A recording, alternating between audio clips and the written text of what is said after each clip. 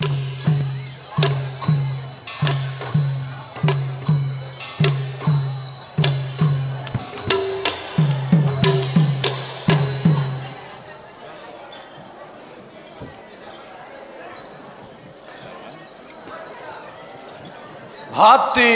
বজাখুৰ আৰু সেনাপতি অজাখুৰ দৈত্যপতি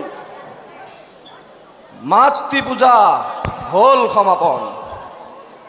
এতিয়া এতিয়া স্বৰ্গৰ ৰাজ্য আক্ৰমণৰ সকলো আয়োজন হলনে প্ৰস্তুত? দৈত্যপতি বিলম্ব নাই প্ৰয়োজন। অস্ত্ৰ শস্ত্ৰ সৈন্য সামন্ত হল প্ৰস্তুত। মাত্ৰ যাত্ৰা কৰিব লাগে। অস্ত্ৰকাৰত প্ৰস্তুত অস্ত্ৰ শস্ত্ৰ বীৰসকল আছে প্ৰস্তুত হৈ মাত্ৰ আমি যাত্ৰাহে কৰিব লাগে। সুন্দৰ অতি সুন্দৰ। এইবাৰ এইবাৰ দেৱৰাজ ইন্দ্ৰৰ বীৰত্বক পৰিৰে মোহাৰি দেশান্তৰ কৰিম স্বৰ্গ ৰাজ্যৰ প্ৰজা। আৰু তাৰ পাছত এই স্বৰ্গ ৰাজ্যৰ একশক্তি ৰজা হ'ব এই মেঘাসুৰ।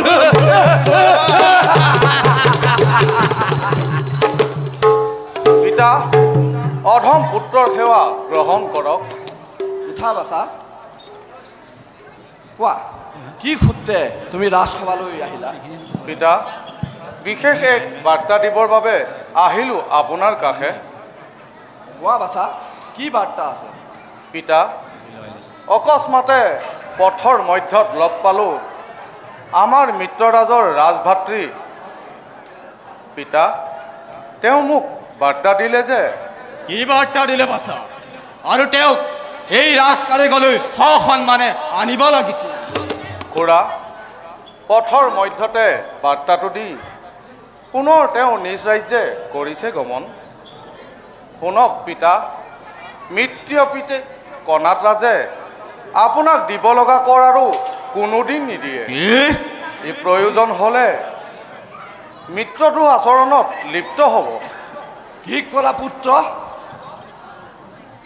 কৰ্ণাট ৰাজ চিত্ৰৰথে পুনৰ আমাৰ লগত মিত্ৰদ্ৰোহ আচৰণ কৰিছে? নাই নাই, এই কথা মই। পিতা এয়া কৰ্ণাটৰাজ ভাতৃৰ নিজ মুখৰ বাণী। এই সংবাদ মিছা নহয় পিতা। বাচা চন্দ্ৰ সংশয় সত্যবাৰ্তাকে দিছে। দৈত্যপতি ৰজা চিত্ৰৰথক নিজেই মই গৈ পৰামৰ্শ লৈ আহোঁ। হয়তো এইটো সেনাপতি চকান্দও হ'ব পাৰে। নহয় সেনাপতি, ৰজাৰ যি আদেশ সি ভাতৃ হ'লেও পালন কৰিবই লাগিব। সেই উদ্দেশ্যেই প্ৰৱেশিছিল আমাৰ ৰাজ্য। পথৰ মধ্যত বাচাক লগ পাই দিলে সংবাদ। দাদা ইয়াৰ এটি বিবেচনা কৰক। বিবেচনা? বিবেচনাৰ নাই প্ৰয়োজন। যি মিত্ৰই মিত্ৰদ্ৰোহ আচৰণ কৰিব তাক তাক কেতিয়াও মই ক্ষমা নকৰিম। গতিকে গতিকে ভাই বৰজাখুৰ আৰু সেনাপতি দৈত্যপতি কালিলৈ প্ৰাতঃতে আমি যাত্ৰা কৰিব লাগিব কৰ্ণাট ৰাজ্যৰ অভিমুখে। স্বৰ্গ ৰাজ্য জয় পাছত হ'ব।